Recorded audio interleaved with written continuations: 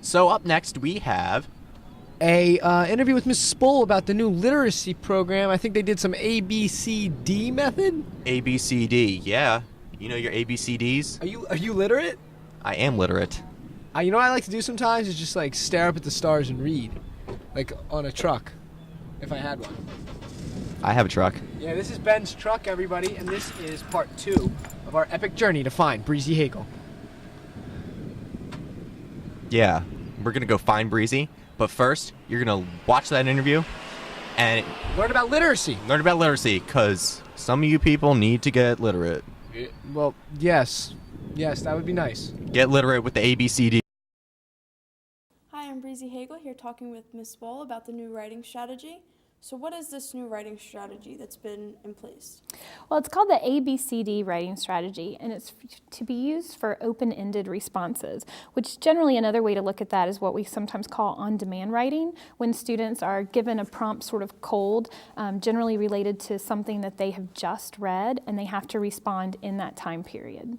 Okay, so why are we having this now all of a sudden? Well, we, as part of the school leadership team, I'm part of a group called the Rigor, Relevance, and Literacy team, and we've spent the last year doing a lot of research on schools that have had successful school reforms, schools that have similar demographics to us, and the one commonality we found in those schools is that they all had some type of literacy plan. They were all working to sort of increase the literacy level of their students across the board, because the better the literacy skills, the better they are, not just in an English class, but you really have to be able to read the world to be able to be an active citizen. So that's what we've been looking to. That's what we're looking to help our students here this year, to increase sort of the level of literacy across the board. So when you say schools like us, do you mean like schools around us, like Methacton and PW, or do you mean like schools like Cheltenham and? Actually, none of those. I mean, this was more of a nationwide thing where we looked at schools that had demographics based off of our student population, socioeconomic levels, the percentage of students on free and reduced lunch, different groups like that. Schools that have been sort of where we were, where we have where we have not been as successful as we would like to be academically, and schools that have been sort of in the same spot we are, who have made some really positive changes and some amazing growth. One of the main schools we've looked at is a school in Massachusetts, which is Brockton High School, and we've modeled a lot of what we do on what they did to sort of turn around their school. So was it the committee that you're on that decided we need to do something else in order for these kids to model their writing a little bit better? Well, what we found was that, and what there's a lot of school research to support, is that when you start working on literacy strategies within all of the curriculum areas, that you tend to be able to sort of move your kids along faster. So it's not like an English thing or a math thing, that it's something that really needs to be embedded throughout all of our courses. So who chooses these prompts, and are they based off of readings that they're doing in class, or are they just random, here you go? No, they come from the teachers who are teaching the courses. So the teachers are given a whole time frame. The teachers are trained on the strategy themselves, and then they're given some time to meet with their peers who teachers who teach the same subjects they do, and together they developed a prompt related to something that they are working on in class. Something, it might be from a textbook reading, or in social studies maybe they're working on the Declaration of Independence, so it comes from part of that. The key to the prompts is that it has to do something with what is relevant to the curriculum, and generally that there's a piece of text involved that the students need to go back and find support for whatever the prompt is, whatever their answer is, from within a certain text. So where did the system derive from? With the ABCD strategy, our version of it is a slightly tweaked version of Kelly Gallagher's strategy. And Kelly Gallagher is a pretty big name in literacy, and particularly adolescent literacy. He's actually a high school teacher at Magnolia High School, which is in Pasadena, California. But he's written several books, and he's very well respected. And actually the strategy, like I said, we changed it a little bit to serve our purposes, but it can actually be found in his book, Teaching Adolescent Writers. So who will be reading the prompts? Is it the administrators or the principals? Well, it starts with the teachers, and they're the most important ones. They're the teachers who are teaching the prompt are the ones who are then assessing the student samples. They then do go to administration, and what we're doing after that is a series of meetings that we call scoring conferences, where all of our faculty at the high school, regardless of what subject they teach, are invited to spend some time after school taking a look at some student samples and having some professional conversation about what we're seeing, what are the trends in our student writing, strengths and weaknesses, and even to look at ourselves as teachers and the way we assess writing. What are some of the strengths and weaknesses that we're seeing there? And we generally, for each department, have 2 of those, 2 scoring conferences. So will the kids be graded on accuracy of this, and will they be like penalized if they don't know it? Well, it's not necessarily penalized for the strategy itself, but the idea is that they are composing a piece of writing which should speak to something they're supposed to be learning in that subject, to the content. So for each prompt, the teachers create their own rubric, an itemized rubric for what they expect those answers to have, and then they are generally scored and graded. So the teachers are the ones that will be reading and grading this? Absolutely. Now, I know every now and then in the school year we have to provide writing samples that go up to administration. Will these be the ones that will be used, or are we going to have to do ones in addition to that? Well, this is a homegrown sort of, I guess you'd call it kind of a grassroots idea here at the high school. So these don't leave our building, really. This isn't something we've been asked to do by upper administration. It's an initiative that we have started here ourselves based off what we have seen that we feel like our kids need. Okay.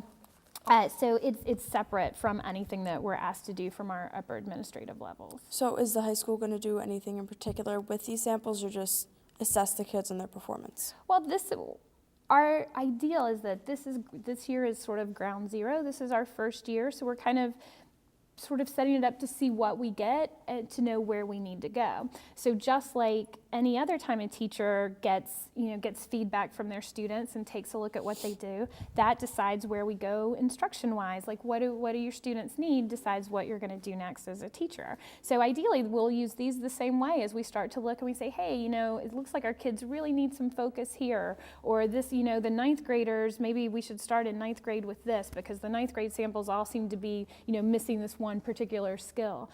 So ideally, we will use these to inform our instruction as we continue. So why should the kids do this?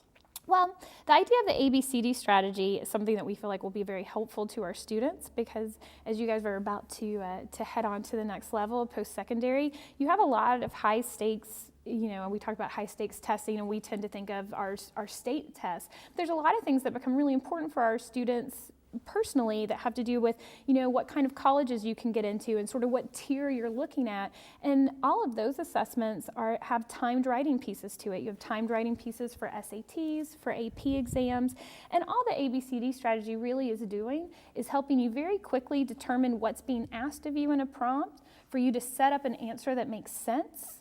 In a brief little outline fashion, and to kind of put your thinking into an outline, and then so that way if you have 25 minutes on an SAT, what sometimes a lot of times happens with kids is we just immediately start writing, and then 10 minutes in you realize maybe you wanted a different direction and now it's sort of too late to go back. Yeah. So the idea is that this helps you sort of do that thinking on the front end. So regardless of what level you're at in school, it's a tool that can help you.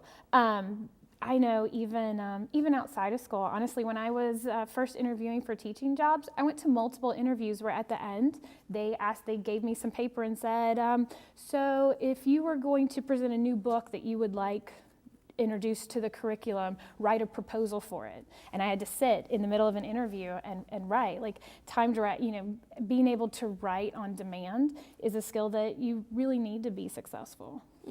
So how and when will the students be given these prompts? The schedule is we started with the 4 core content: English, social studies, science, and math. And basically each one of those has a month. So we started in September with English. By December, it will have been introduced in all 4 of the core subjects. Then in January, we start over again. English will go again, but then we'll also incorporate world language at that point. So eventually, if a student has 7 classes, they should see the strategy a minimum of 7 times this year.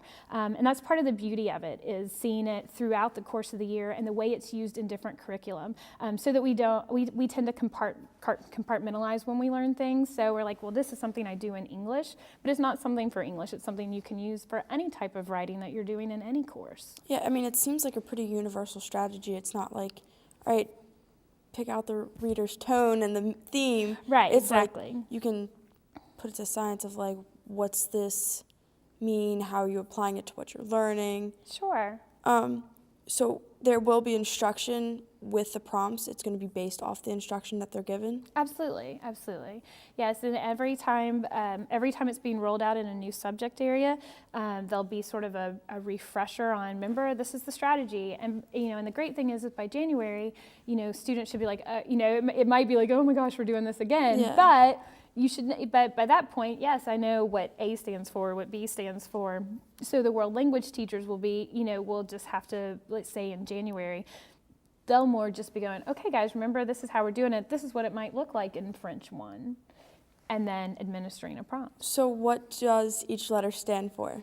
The A is attack the prompt. So that's where you're taking the question and you're really breaking it down.